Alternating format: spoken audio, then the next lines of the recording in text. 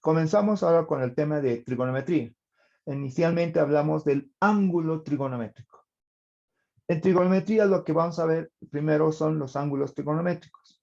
Luego el sistema angular. En el sistema angular hablamos del sistema sexagesimal, del sistema centesimal y del sistema radial. 3 sistemas para las medidas de los ángulos. Posterior a esto vamos a ver las razones trigonométricas.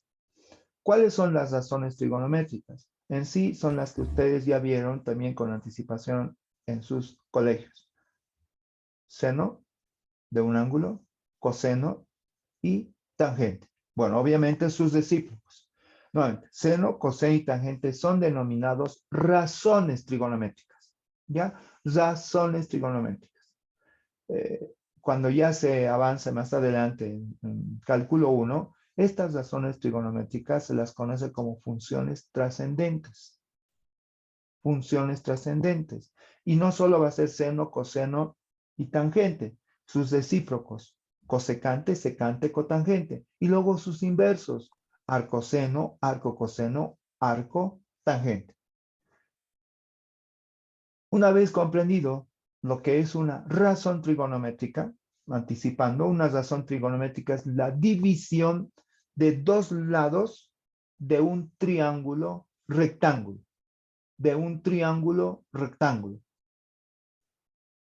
Vamos a pasar luego a lo que es el análisis de las identidades del ángulo simple. En resumen, vamos a ver identidades, que va a ser la parte más fuerte de del capítulo. ¿De acuerdo? Entonces, primero ángulos, luego el sistema angular, luego las razones trigonométricas, luego las identidades. Bien, finalmente estaríamos viendo la parte de resolución de triángulos rectángulos y triángulos oblicuángulos. Pero antes tenemos que resolver ecuaciones y luego sistemas de ecuaciones. Ven, el tema de trigonometría es amplio. Entonces, para comprender qué solución hallamos en una ecuación trigonométrica, en un sistema de ecuaciones trigonométricas, necesitamos el concepto de ángulo. Entonces, ahora vamos a la explicación del ángulo, que en su concepto o definición es bastante simple. Miren, el ángulo es esta abertura, ¿sí? La que voy a señalar. El ángulo es toda esta abertura que se forma al girar un rayo. En este caso le pondremos OA al rayo. Giramos alrededor de un vértice llamado acá, sí, como origen o vértice. Entonces el rayo OA giramos en sentido antihorario. El signo del ángulo por convención es positivo. Sentido antihorario es positivo. Y este sería el lado final. Y el ángulo sería A o B. Esta abertura es el ángulo. Lado inicial, lado final y vértice. Esos serían los elementos o partes de un ángulo. Vamos a escribirlo. Lado inicial o A. Así. O A es el lado inicial. Rotamos alrededor de ese vértice. Y tenemos OB. Y OB es el lado final. ¿Listo? Ahí está como elementos. Y O es el vértice u origen, les decía, ¿sí? O como el origen del lado inicial. O simplemente vértice. Para nosotros va a ser igual al vértice. ¿Listo? U origen del rayo. Como conocido como lado inicial. ¿Listo? Ahí están los elementos. Y es la abertura la que define el tamaño del ángulo, etc. ¿De acuerdo? Ahora, en sentido antihorario, les decía, va a ser positivo. Y en sentido horario, el ángulo va a tener una medida negativa. Por eso está el ángulo acá, con signo negativo. Entonces, ese es el ángulo. Es la abertura formada por la rotación de un rayo alrededor de su vértice o origen del rayo. ¿Listo? ¿De acuerdo? El ángulo trigonométrico, como resulta de girar el lado inicial alrededor del vértice, el ángulo trigonométrico puede ser mayor que una vuelta. Mayor que una vuelta. En sentido horario igual, mayor. Es decir, el ángulo trigonométrico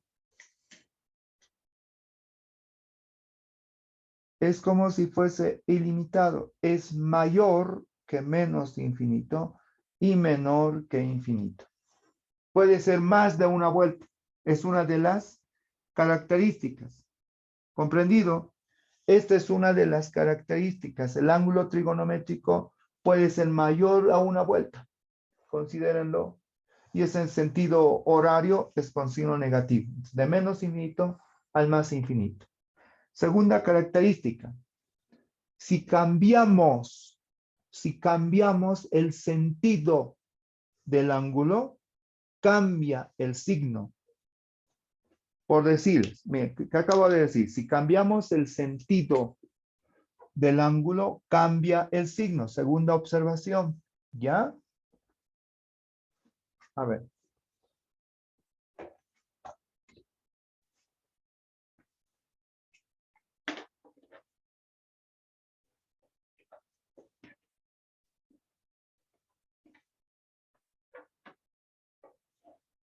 Segunda observación, les decía. Aquí está. A ver. Si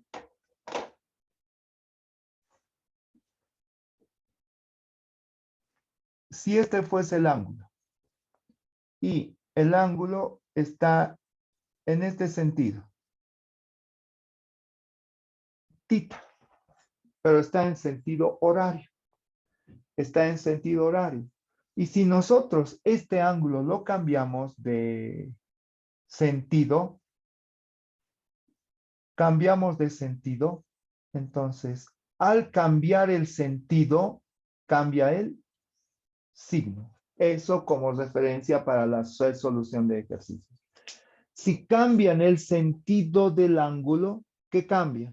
El signo, como una de las características para el análisis de ángulos, ¿sí? 1, 2, cambian el sentido, cambia el signo. Y una tercera aclaración. Para la resolución de ejercicios concernientes a ángulos, todos los ángulos deben tener el mismo sentido. Entonces, en las operaciones de ángulos, todos los ángulos deben tener el mismo sentido. ¿Estamos de acuerdo? Acá lo escribo. Para realizar operaciones con ángulos trigonométricos,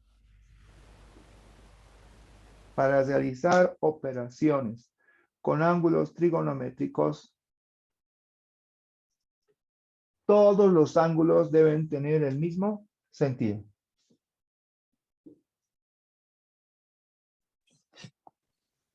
Para realizar operaciones con ángulos trigonométricos, todos los ángulos deben tener el mismo sentido. ¿Estamos de acuerdo? Sí, ingeniero. Bien. Sí, ingeniero. Sí, ingeniero. Perfecto. Trigonométricos, todos en el mismo sentido. Entonces, para aquello, cuando digo todos en el mismo sentido, puede ser sentido antihorario. Y si alguno tiene sentido horario, entonces vayamos a la segunda característica. Cambian el sentido horario. Va a estar con un ángulo. Al cambiarle el sentido, van a tener que cambiar En este momento el ángulo sería negativo. Al cambiar va a ser ¿qué ángulo? Positivo. Y si de ángulo positivo cambian el sentido, cambia el signo. O sea, la idea es que cambia el signo. Cambia en el sentido, cambia el signo. En sentido antihorario, generalmente lo consideramos positivo. Y en sentido horario, el signo es negativo. Consideren esas tres características para las operaciones con ejercicios que corresponden a ángulos trigonométricos.